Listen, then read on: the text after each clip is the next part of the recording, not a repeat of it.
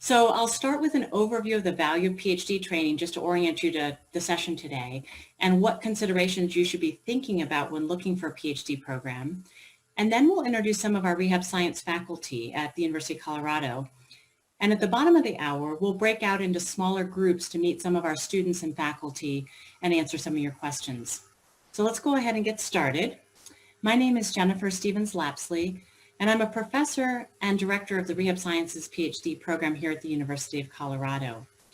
I've listed our website, rehabsciencephd.com for you to access and peruse as you would like.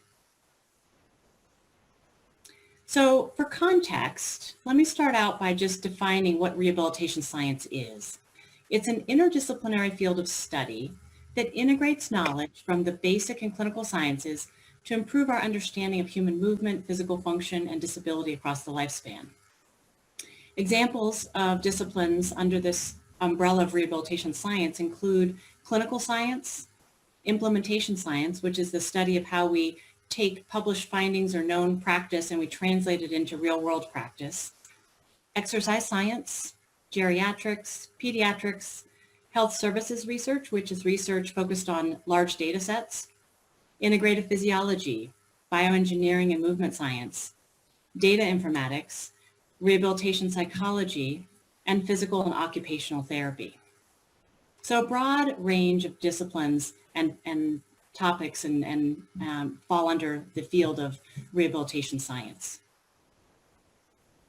An important consideration when you're considering PhD training or any career path is whether or not you're going to have a job at the end of your PhD training. The good news is there's a growing need for clinical faculty across numerous clinical disciplines related to rehabilitation science across the country.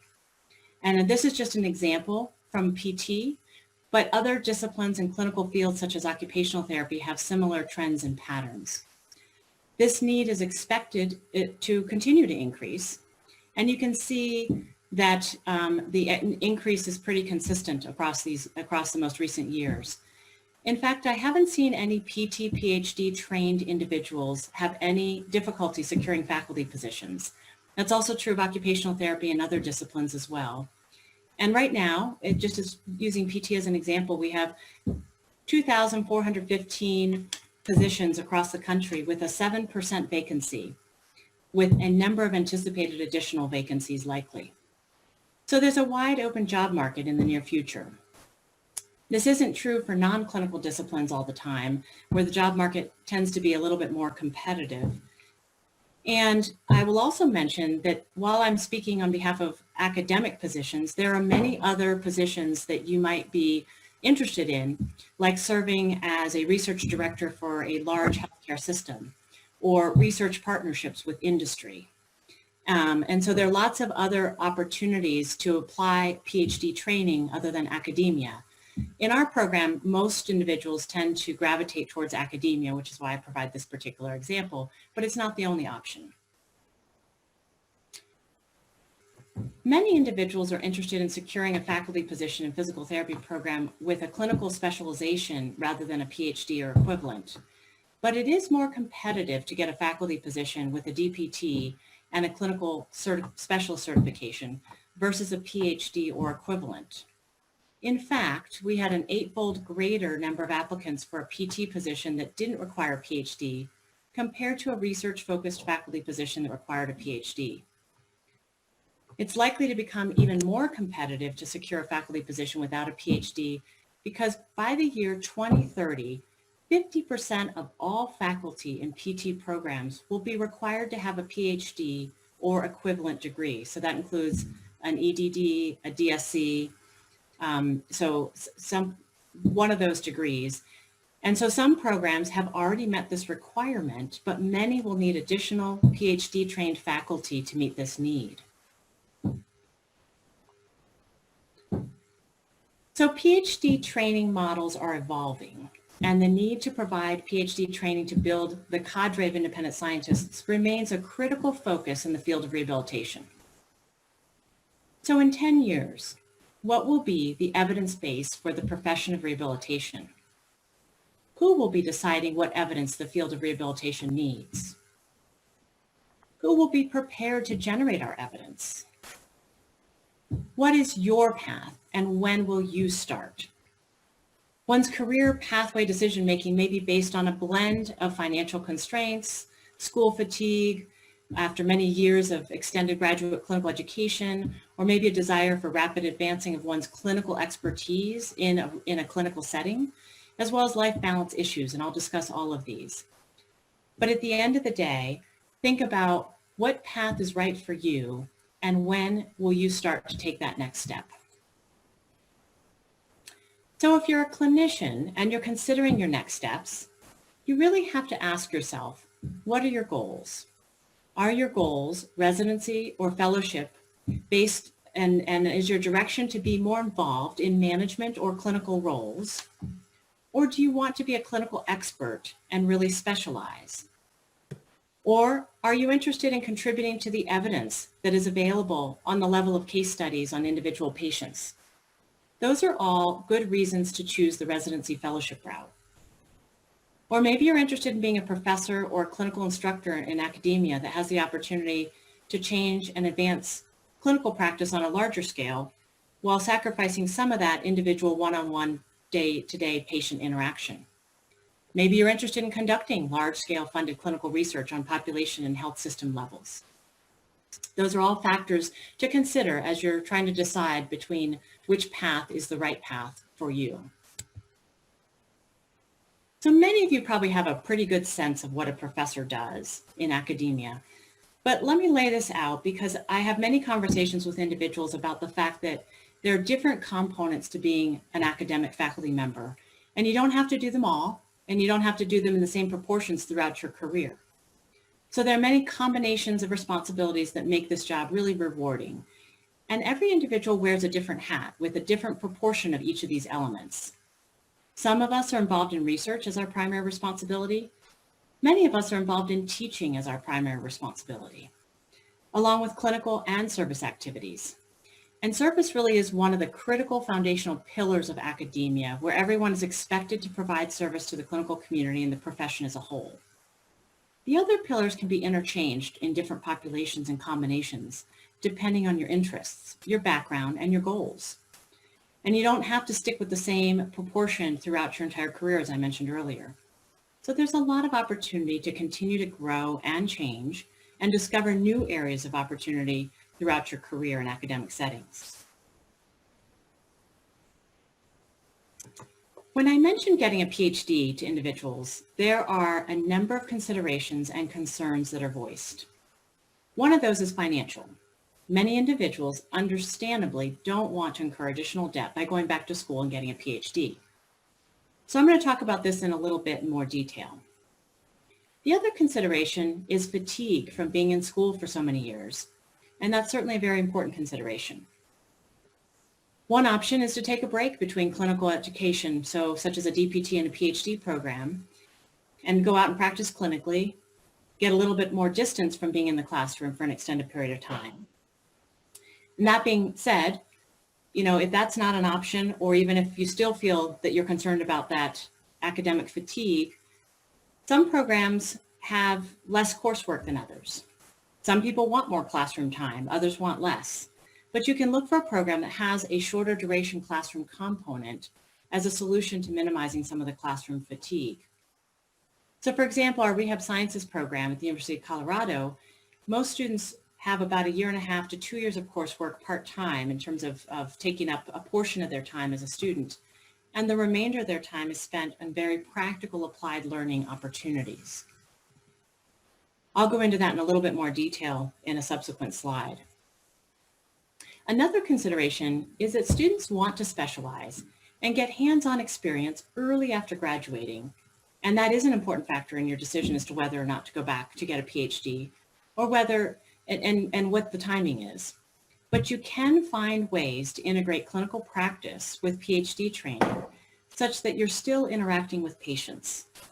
Many of the students that work with me during their PhD lead clinical studies where they're working side by side with therapists in the community, or they're treating patients themselves one-on-one. And then, of course, people certainly strive for balance with their lives. And it is possible to have balance while getting a PhD and beyond. I think one of the many things that I love most about my job is that much of the time work doesn't feel like work.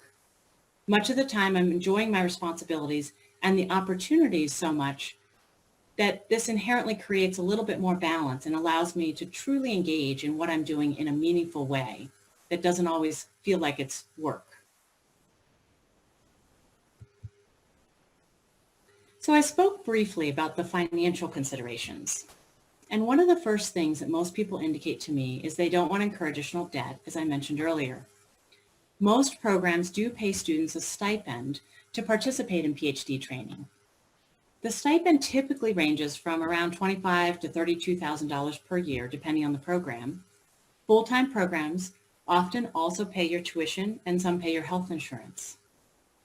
If you go on to receive additional training, which isn't necessary but can be an option for individuals who do want to pursue a career in research, 2 additional years of postdoctoral training can result in a slightly higher stipend plus health insurance as well. But I'll give you the example. Our rehab science program offers a $32,000 per year stipend, and then we cover the cost of tuition and health insurance for our students. I'm going to present some data that describe the trajectory of the debt that you incur, but proportional to the earning potential that you gain by getting a PhD for physical therapists specifically, but there are certainly parallels in other clinical areas of study. The data that I'm going to share with you assumes no additional scholarships to supplement stipend income. In other words, it assumes this $32,000 per year stipend. And there are other scholarships that are readily available, such as the Foundation for Physical Therapy allows students to accrue up to $45,000 in additional income over their 4 years of PhD training. And there are additional scholarships through the American Physical Therapy Association sections or National Institutes of Health or foundations specific to your particular discipline of study. So again, painting a picture of the worst case scenario. So when you look at the data, these data have been pulled from the 2019 CAPTE data, which are CAPTE is our accrediting body for physical therapy, as well as the 2019 Bureau of Labor Statistics. And what you see here in blue are the average salaries for individuals with clinical degrees, so a physical therapy degree, across time, compared to individuals who have a DPT but are in academic settings, so they're on faculty, compared to individuals who have a PhD. And what you see is obviously in the first few years of PhD training, you're taking a hit in terms of a financial hit in terms of salary. And then following your PhD training, you immediately are higher than individuals with just DPT training. And you continue to advance at a faster rate through your career. This is also all PhD faculty. The differences become even more apparent and different, or the differences are even greater when we talk about research-intensive PhD faculty. This is a different way to look at that data. So here's the opportunity cost. How long does it take to make up that difference? Assuming you have no additional outside scholarships and additional revenue, it takes around 14 years to break even from the time you start your PhD. But that still offers you a tremendous opportunity in terms of a number of years to benefit from this substantial increase in salary and earning potential to make up for that early deficit. Now, if you do have student loans, the picture is even rosier if you're able to apply and receive an NIH loan repayment grant. This is intended for applicants with rigorous research training, and we've had tremendous success in a number of our students, postdocs, and faculty receiving these awards, but they are competitive, and they will allow you to pay off 100% of your federal student loans. So if you happen to still be a student, do not consolidate your loans and look into the parameters behind these loan repayment grants so that you can come prepared so that you meet the requirements. And again, they'll pay off undergraduate and graduate debt. So I often tell individuals, don't go out, work for 10 years, and then pay off all your loans and then come back and get your PhD. Have the federal government help you out with that loan repayment. There are, of course, additional financial opportunities to narrow the gap. As a faculty member, many individuals have additional consulting opportunities, patents and royalties, paid travel opportunities, both national and international, at least in the days prior to COVID, paid editorial board memberships, and paid continuing education teaching opportunities. Your visibility as a faculty member leads to many more such opportunities than what might otherwise be possible in a typical clinical setting. The other piece that I often tell people is when you think about academics and the type of work that's involved, individuals are often able to work longer in their career than they might be able to in a clinical position that requires a lot of lifting and movement that might not be as easy to achieve when someone's in their 60s as an academic, the type of work that an academic is typically engaged in. So sometimes you can extend the length of time and earning potential for your career that way as well. But finances are not the only thing that should be considered when making a decision. The reason I present the financial information is merely to illustrate that the finances maybe shouldn't prevent someone from getting a PhD. More importantly, an emphasis on the other meaningful aspects of having a PhD are presented here, including the tremendous impact on advancing and sustaining our profession. That's done through research and through teaching. And there's just such a wonderful opportunity to truly mold the future of the profession by having a PhD. There's an intellectual stretching and a challenge that I love and enjoy with everything I do, or almost everything I do. And in other words, there's never a dull moment. There's always new growth opportunities and really wonderful ways in which I can continue to develop new skills and stimulate my mind and concurrently be contributing to the profession of rehabilitation. One of the things that's often highlighted is the tremendous flexibility that comes with having a PhD, especially working in an academic setting. So I can take off at 3 o'clock in the afternoon and go watch my kids' soccer practice. And then maybe I'm back working at my computer after they go to bed. But I have the flexibility to make my schedule work for what my needs are and my family's needs. I can decide next week I need to take a day off, or I want to take a day off without having to cancel patients on my existing schedule. Or I can stay home for the furnace to be fixed, or whatever is unexpected that needs to be accommodated. The other one thing that I value tremendously is the sense of professional connectedness that comes within academia. It's a small world, and you really start to get to know some of the key players and develop a strong relationship in a variety of different settings across a variety of different institutions that really help foster an increased enthusiasm for the work that we collectively do. There are also travel and professional networking opportunities that are rewarding. And one of my favorites is mentoring the next generation, as I mentioned earlier. So really having the opportunity to educate students in the classroom setting as well as PhD students and other professionals, and really truly having my hands on influencing that next generation. So what are the characteristics of successful PhD candidates? Well, while perseverance and tenacity are really important, those are high on the list because there really is often uncertainty and rejection. Whether you had a grant that wasn't funded or a manuscript that you submitted that wasn't accepted.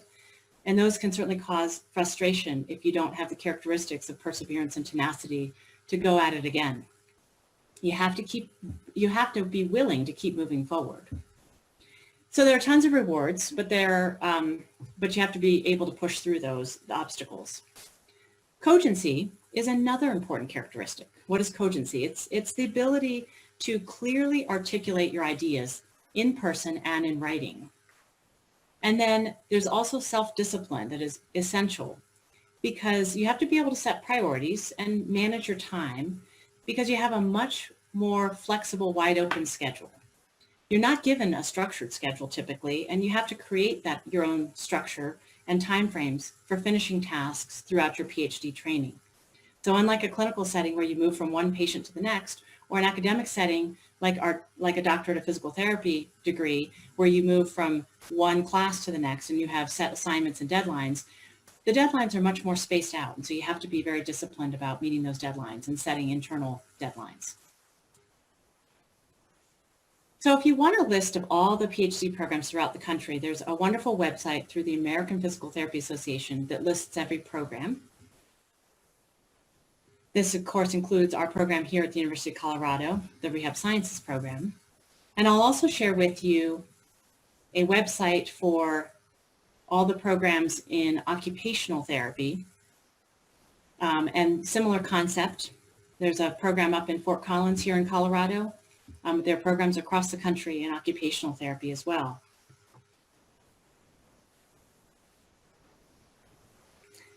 So what should you look for in a PhD program? Well, one of the most important things is looking at the research areas, and they should definitely match your interests. However, the research process may be more important than the specifics of what your mentor is researching. In other words, you have to find a match, and it has to be a good match, but it doesn't have to be the perfect match.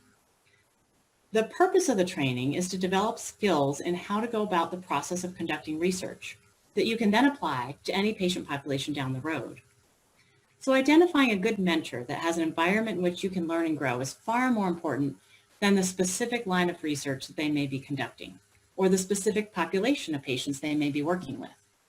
So for example, you could later study a population or a group of patients that's more focused on the geriatric spectrum, but you could get training in pediatrics on how to conduct clinical trials. And that knowledge will translate into the older adult population or vice versa. Another consideration is if you're not interested in a lot of coursework, you can find programs that don't have as much as much didactic coursework and more applied experiences. And what do I mean by that? Well, our program at the University of Colorado has 24 hours of traditional coursework and 6 hours of research practicums with 30 additional credit hours of dissertation work that's applied and hands-on. So that tends to be less than other programs, but it allows the students to really focus on that applied portion of the training if they don't want a lot of that classroom training. Many students, especially coming out of a DPT, like I said earlier, may be tired of the coursework components, and so we designed this program specifically to address that need. It's also important to look for a program with a history of students getting funded. Look and see whether students have a foundation for physical therapy funding, like a track record of funding by their foundation or section awards or awards from the National Institutes of Health, which are even more prestigious. And look for a program at an institution that's large enough to support a variety of collaborations. And I think this is important because I've had students come in, for example, being interested in muscle physiology, but as they've gone through the program and expanded their interests, they've started to focus more on implementation and dissemination science, which are very different areas, going from the mechanisms of muscle physiology all the way up into implementation and dissemination science. But being at an institution and a lab environment where there's room for growth helps allow the students to adapt and grow throughout the training experience and consider new opportunities and new training experiences. And then finally, look for a program that gives you some teaching experience. So even if a program is research intensive, you certainly want some exposure to that classroom setting because you will be going out and teaching in an academic setting if that's the path that you choose. So next, what to look for in a PhD mentor? Well, the mentoring experience is a really important part of the process. And so making sure that you have a mentor that's invested in creating a good learning experience is essential. The productivity of the mentor is also really important. So look at the publication record. So their publication record now or in the past is likely to translate to what your future productivity is going to look like as well. The mentor's grant funding is also an important piece. Are you going to have the resources you want to ask the questions you want to ask? And are you going to have the resources to go to conferences and network with other individuals? And then the track record of getting PhD students funded, again, is very important. So if the students are getting funded, in many cases, our students have been successful at getting funded, and that funding adds to their base stipend that we provide, and that improves the financial picture in terms of their comfort with PhD, with the financial aspects of PhD training. So obviously the track record of past students getting funded is an indication of opportunities for you as a future student to also be funded. And then make sure that the person's mentoring style matches your work and learning styles. If you really want a hands-on experience versus a hands-off experience, then you want to explore that carefully and make sure it's a good match with your mentor. and check to see that the history of graduates getting desired jobs upon graduation is there, because it's, it's an important part of your future opportunities. That history of graduates getting their desired jobs is going to likely predict your ability to also secure a desired job upon graduation. So what's the best way to prepare for PhD program training? Well, one of the most important factors that we encourage everyone to consider is getting involved in some aspect of research just to test the waters. See if it's for you. See if it's something that engages you. If you're passionate about asking questions and you're curious, this is the way to really test the waters to see if this feels like the right road for you. Visit the research labs, talk with the mentors, talk with the mentees. Make sure you get a feel for what that environment's like and what the pros and the cons are from the student perspectives as well as the mentor's perspective. I often invite individuals to join our lab meetings so they can hear the discussion and the types of projects and topics, and so they can start to get kind of a feel for what PhD training could look like. So a typical program is going to run maybe 4 to 5 years, where our target is typically 4 to 4.5 years of full-time study. And most programs have a portion where you have your didactic training, followed by what's called a preliminary exam, where you have to synthesize the material from your didactic training and be able to respond in a written and oral format to questions to demonstrate your ability to integrate that material, followed by an oral comprehensive exam, which is when you present your dissertation work, your body of work that you're intending to do for your dissertation itself. And then finally, that dissertation defense. So that's the culmination of all of your work described to your audience, the body of work that consists of your actual dissertation. Our program, as I mentioned earlier, has 24 credits of graduate coursework. So that's about 12 credit hours a year, which really isn't too much for the first 2 years of the program. And then 30 hours of doctoral dissertation work, which is really that hands-on applied dissertation time. And we also have 2 research practicums, which are 6 credits each in the first year of the program. So for context, when you think about coursework, our DPT program has somewhere around 120 credit hours. And so we're talking about 60 credit hours total, with a lot of it being very applied and hands-on. As far as areas of study, well, I covered a wide range of disciplines that kind of fall under the umbrella of rehabilitation science. But some of the areas of specialty of our faculty are in the area of clinical trials. We have a number of clinical trials faculty that specialize in clinical trials in a variety of different populations. We have some health services research. Health services, again, typically is the study of answering questions by using larger data sets instead of prospective clinical trials approaches. We have translational mechanistic types of studies where we're looking at mechanisms of something like muscle function and physiology. And then we also have a strong presence here at the University of Colorado in implementation science, which again is the study of how you take evidence and really integrate it and translate it into real world practice. So if you haven't heard the statistic, it takes 17 years to translate published evidence into real world practice. Implementation science is designed to speed up that 17-year timeline to shorten it. So wrapping things up, hopefully I've touched on some of the key considerations that you might be thinking about if you're interested in getting a PhD. The financial piece in terms of hopefully not being a barrier or as big of a barrier as you might have thought. The school fatigue, my recommendation is ideally take a year or 2 off after you finish your DPT training. But don't take 10 years off if you can avoid it, simply because if you do have loans, why not go back and have the government repay those while they're still in existence to get the best of both worlds while you're also receiving training. I also really believe and have seen that you can incorporate clinical practice into clinical research and PhD training. So hopefully that's not necessarily a barrier. And balance is possible with PhD training. Like anything, you have to constantly work to figure out what that right life balance is for each individual. Many of our students state that they're passionate about what they're doing. They love what they're doing. And again, like I said earlier, when that's the case, it doesn't always feel quite as much like work. It feels more like they're contributing to their future growth and opportunities for further advancement down the road.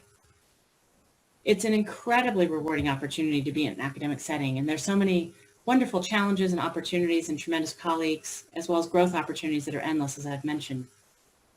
At the end of the day, PhD training is a big commitment, but there's rarely a perfect time to pursue training opportunities, although there are better and worse times to consider. So think about your life circumstances, but try to make a concrete plan so that you can contribute to updating the evidence, data, and knowledge to move the field of rehabilitation forward. So I'm going to stop there and introduce some of our faculty. But feel free to peruse our website for more information on specific faculty. You're welcome to reach out to specific faculty. You're also welcome to reach out to myself, and I'm happy to put you in touch with faculty. Sometimes I'm able to help define some of the areas that you might be interested in and make the connections to allow you to hone in on which faculty are the best fit for your interests. We will have time for questions and later, and be happy to take any questions that we haven't been able to answer as we go.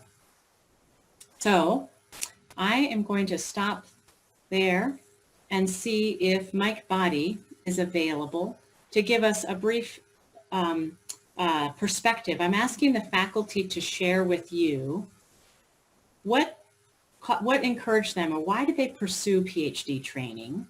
What was it that drove them to seek out this particular career pathway? And if they choose and want to, they can certainly talk about what drew them to CU or this particular Rehab Sciences program. So Mike, are you available to start out? I know Mike was working with patients, so I'm not 100% sure if he is available to be first on the list.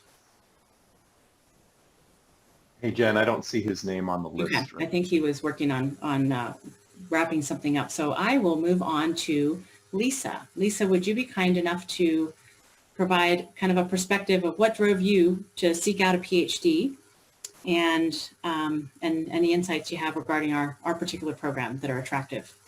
Sure. Thanks, Jen, and thanks for all this great information. I wish I'd heard this talk before I got my PhD. So I have a little bit of a different background than some of the other faculty. I'm a rehabilitation psychologist. So what really initially got me interested was the idea of kind of working with folks clinically who had co-occurring physical health and psychological health problems. And as I got more and more engaged and involved in healthcare systems, I realized that rehab had a lot of work to do in terms of evidence and creating evidence.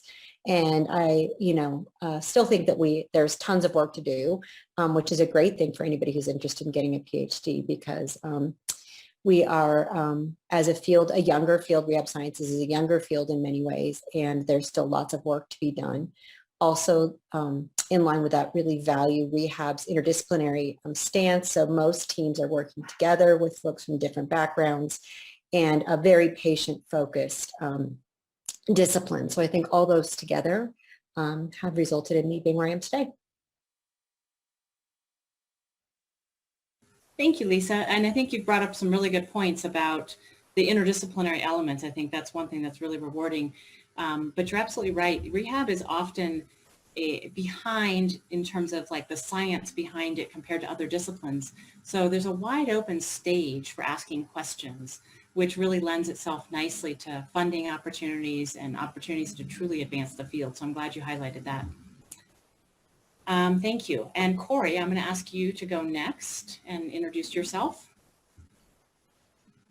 Sure.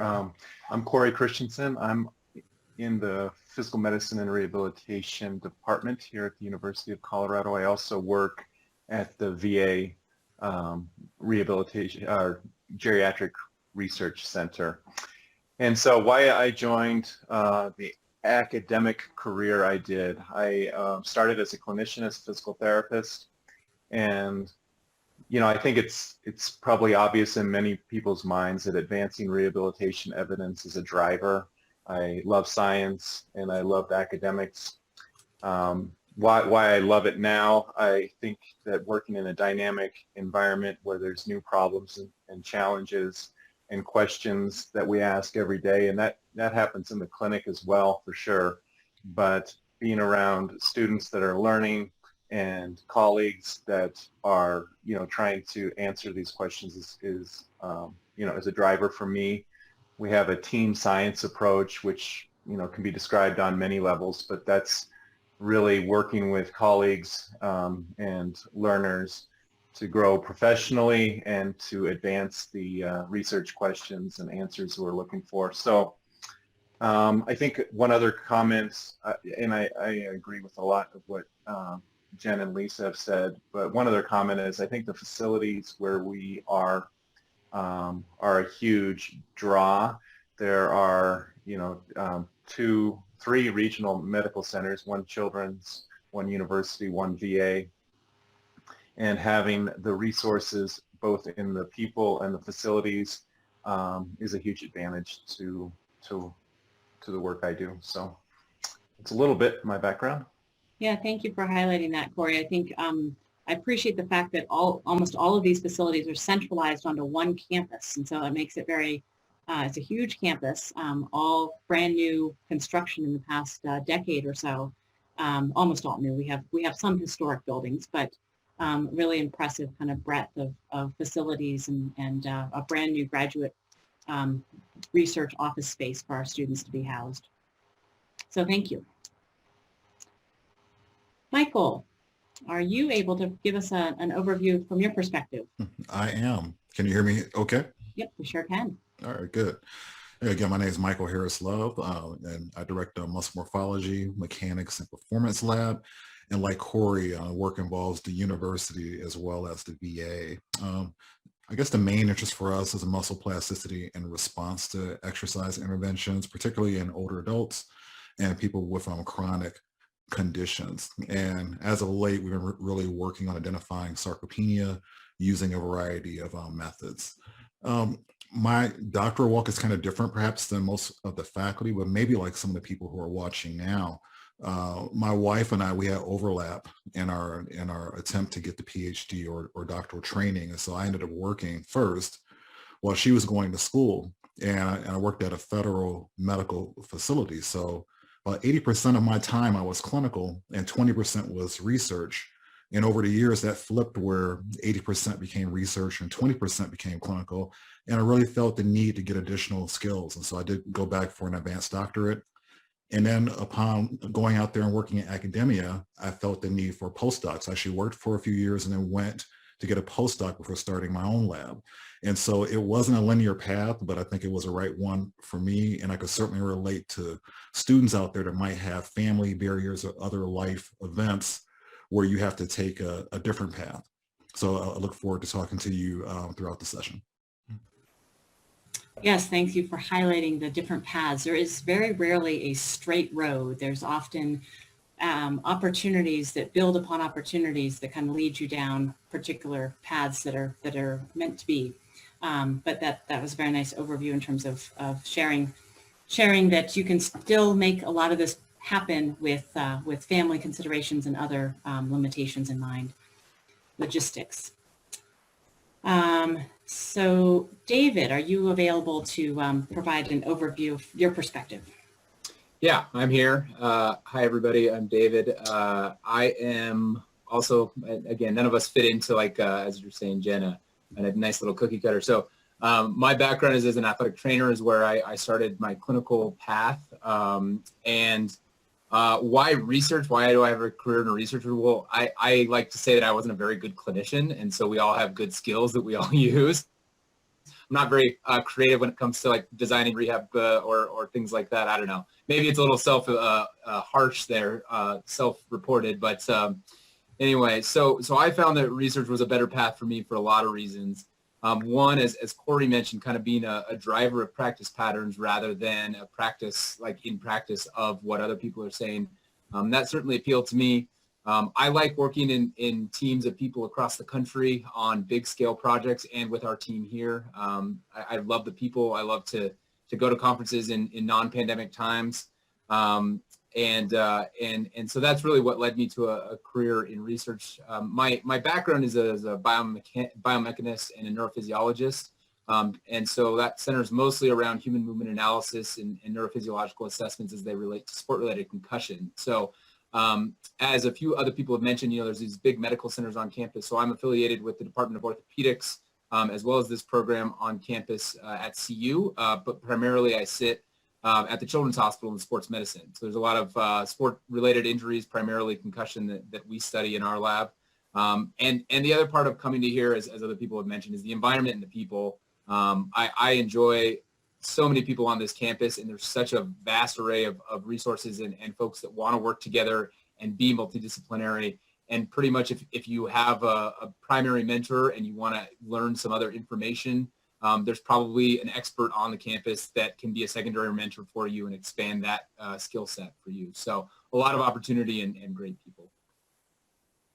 And I always tell people that you don't have to do it all in your PhD training. That's the beauty of academia and a variety of career paths that are opened up by having a PhD, but having a foundational focus and, like you said, tapping into expertise of other individuals beyond just your primary mentor's expertise is certainly a great way to grow your skill sets. So wonderful. I'm going to go back up to Mike Body, who has now joined us. Mike, would you be kind enough to give us kind of your perspective? Yeah. Sorry, I'm a little bit late. Just popped out of clinic. I imagine like many of you. So I understand that struggle. So why I chose to do my PhD in the first place. I just finished my fellowship in orthopedic manual physical therapy, and I've always loved trying to push myself to be the best clinician I can be for my patients, right? So that's a big driver for me, is how do I provide better care for people? And I still, even after completing fellowship training, I still I feel like there's so much more to learn.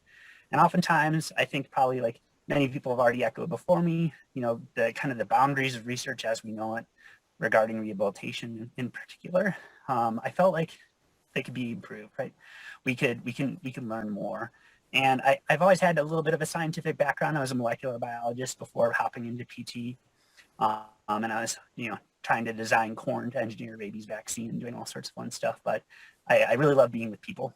And so that's what drove me into PT a little bit more, is how do I help people more? And I love the aspects of rehabilitation where we get to build those relationships with people. But I do think our knowledge base needs a lot of work. A lot of what we do is really based more upon opinions and what's worked before, rather than let's actually kind of methodically go through and see, does this actually make a difference versus this other approach? And so that's why I do a lot of comparative effectiveness research these days. Is intervention A better than intervention B? But then also, if you do find that information, how do you get clinicians to change practice? It's hard to change practice. We know it takes, 17 years on average to translate knowledge into practice. And so that's one of the things I like studying as well, to use implementation science. Can we design studies such that we can facilitate knowledge translation faster? And so that's something that excites me about pursuing my PhD and my research in general now, as well as how do we leverage big data to inform practice. It can tell us some things. It can't answer all questions, but can definitely answer some. And so that's also something that, inspired me to pursue PhD, is really, can I learn more about these different research tools to help advance practice and help my patient at the end of the day? And then why CU, I think David spoke to a lot of points that I would probably mention right away in terms of the outstanding environment. Hopefully people have mentioned the outstanding outdoor environment. That's also something that brings me here as well too, is that I just love living in Colorado and love being a part of this team. I mean, hopefully you've gotten to get an idea of some of the personalities. The collaboration here is something that I just don't see at other institutions, to be honest. There's often this kind of adversarial approach to science in terms of, this is my niche and I have to create my lab and my way to establish and make my stamp on the world. But I've never been a big my stamp and my way kind of person. It's more a matter of, how do I work collaboratively with those individuals around me to really harness all our strengths and to really drive practice forward faster. So that's what I think I'd have to say. Fantastic. Thank you so much, Mike. And Mike, you are standing in front of a picture of our campus. And so maybe you could step out of the picture and orient people to our campus. So this is a portion of our campus. You can see Children's Hospital in the distance, and then on the left side of the building there, the brick building, is where a lot of our PT faculty offices are, but a lot of like Lisa Brenner's office is over and across the way in like 4 or 5 buildings over. It's a large campus, but it's all consolidated on one central kind of location, which is really nice. All right, thank you very much, Mike. Let's go ahead and I'm going to ask Dawn to provide an overview and introduction of what drew you to PhD training. Sure. Hi, everyone. My name is Dawn Magnuson, and I have a little bit of a circuitous route, I guess I could share. So I worked as a pediatric therapist in children's homes through my state's early intervention program, and I absolutely loved my job. I loved working with children. I loved working with families, and I thought, honestly, I would do that forever or until I retired, or who knows.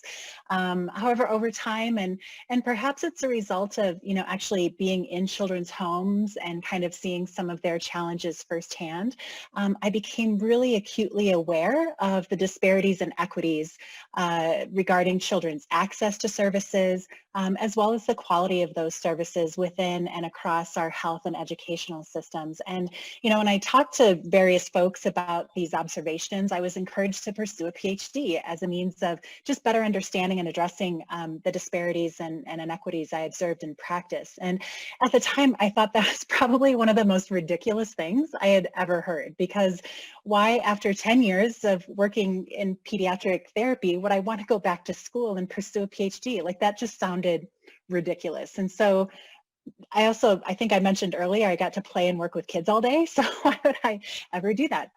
But as I, took some time to actually reflect on that possibility, that idea, it didn't take too long for things to kind of reach a tipping point. I realized I could continue to go through my days being, frustrated by what I was seeing, what I was experiencing, kind of what I was feeling day to day, or I could try to do something about it. And that's kind of what other folks have mentioned on the call today as well. And so I decided it would be important for me to kind of study these issues with the purpose of, like others have said, evolve clinical practice, inform kind of care policies, and really ultimately to advance health equity for children with developmental concerns. And so that's kind of what led me down this path. And I think what drew me to this program in particular is the vision that Jen, Margaret, who was our program director at the time that I was hired, and others had regarding what rehab sciences could be. You'll see in reading my description, it maybe doesn't look like or sound like some of the other descriptions you've said. And honestly, some folks had a hard, not here, but in other places I interviewed, had a hard time kind of seeing how my perspective or my training kind of fit into that more traditional rehab sciences model. But folks here got it right away.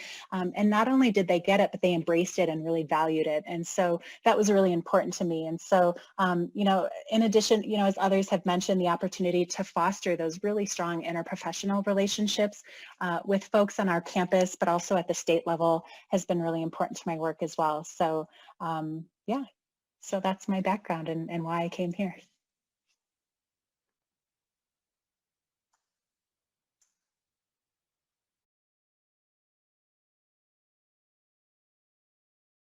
The mute, unmute. Here we go. Andrew, thank you, Don, very much. That was a nice overview. Andrew, would you be kind enough to share your story with us? For sure. Yeah. Thanks, Jen. I'll be brief. I know you don't want to hear me jabber on all night, but I wanted to take a little bit of a different perspective and kind of approach it from where I am now and what I enjoy now. And I just honestly can attest that I do enjoy my job. And I listed out, why do I enjoy my job as an academician, as a faculty member? And it's really the kind of tripartite role that I've heard described in the past, where I'm able to contribute meaningfully to clinical research, with other partners, collaborators, trainees, et cetera. I'm able to continue to practice, right, in the clinical setting. And when I show up, I actually enjoy it. It's a breath of fresh air. It's, I get to see patients again, and be, put on my PT hat. And I don't feel burned out when I do that. And third is I get to be able to participate in the giving back, right? Teaching DPT students. I see a few of my former DPT students on the call. I'm really excited to mentor future PhD students and postdoctoral fellows. So that ability to do all three, research, clinical practice, and teaching, is something that I just don't think I could successfully do if I didn't have a PhD. It allows me to go and give talks, but also to help other trainees boost up their ability to present scientifically and write scientifically.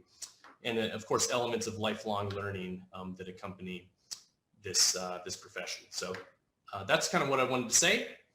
And yeah, I think that without a PhD, I would not be able to do that. Fantastic. Thank you, Andrew. And we have many other faculty that are part of our Rehab Sciences program. I just wanted to give you kind of a glimpse of some of the faculty and some of the perspectives as to what drove people to seek out PhD training. I'll round things out with my brief story and reasons why I pursued a PhD, and then we will get together in smaller groups, and you're welcome to ask additional questions. But I actually got involved in research before I got my PT degree, just summer research programs. And then when I got into PT school, I decided to combine the two and had a unique opportunity to kind of go through a PT PhD combined program. And so unlike many of the individuals on this call, I didn't practice full time. I went directly into my PhD training. I did have the good fortune of having some clinical immersion and exposure through the clinical research I was doing in my PhD work and a clinic that was that allowed me opportunities to serve as a clinical instructor while I was getting my PhD. And so I say this because one of the big questions that people ask is, should you take time off before pursuing your PhD? Should you work clinically before pursuing your PhD? And I'll always say, absolutely. The ideal is to go out and work for a couple years and then come back. The problem is that a lot of people don't come back. Life gets in the way. There's a mortgage on the house. There are kids to juggle. There are all sorts of other things that make it harder to go back. And so I think my story is an example of you can be successful by going directly straight through. But I partner with very experienced clinician experts in a variety of domains. And what's interesting when you think about the type of research I do, it spans from everything from questions. We've recently asked a question related to lymphedema management, and we had one of our PhD students was a specialist in lymphedema management. And we have Mike Body, who has outpatient orthopedic specialization, and we have other people like Amy Nordencraft, who has extensive experience with medically complex populations. And so I'm able to partner with expert clinicians to design a question to ask and then implement the project or the study or the intervention appropriately.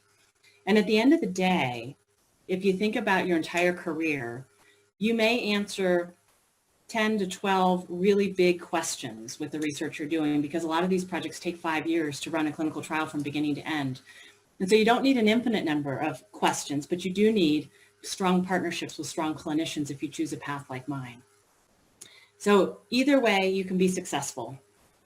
I will close here, and we do, like I said, we do have some other faculty who weren't able to join us today, but Christine Erlandson does quite a bit of work. She's a physician, very talented physician who does a lot of work with older adults with exercise studies with infectious disease. She's an infectious disease doctor and is a wonderful resource and mentor.